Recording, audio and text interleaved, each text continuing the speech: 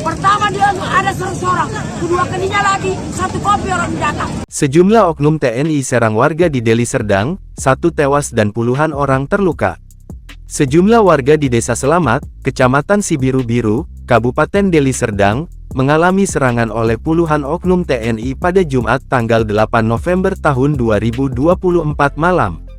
Akibat insiden tersebut, puluhan warga mengalami luka-luka, dan seorang di antaranya, Raden Barus 61, dilaporkan meninggal dunia diduga akibat penganiayaan.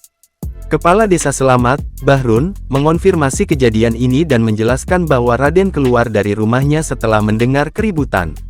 Sewaktu keluar itulah, diduga dia dipukuli puluhan oknum TNI. Ada beberapa luka lebam di bagian tubuhnya, kata Bahrun saat diwawancarai di lokasi, Minggu tanggal 10 November tahun 2024. Lebih lanjut, Bahrun menyebutkan bahwa korban meninggal dunia dalam perjalanan menuju rumah sakit. Korban ini meninggal dunia pas di jalan mau dibawa ke rumah sakit, sambungnya. Kepala Unit Reskrim Polsek Sibiru-Biru, Ibda Nathan Simatupang, juga membenarkan peristiwa tersebut. Ia menjelaskan kondisi korban yang meninggal dunia dengan rincian sebagai berikut: kepala terluka parah, wajah lebam dan luka akibat benda tajam di punggung bagian kiri.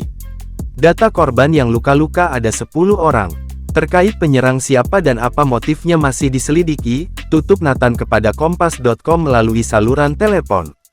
Insiden ini menimbulkan keprihatinan di kalangan warga dan memicu perhatian dari berbagai pihak. Penyelidikan lebih lanjut diharapkan dapat mengungkap fakta di balik serangan yang memicu ketegangan di desa tersebut.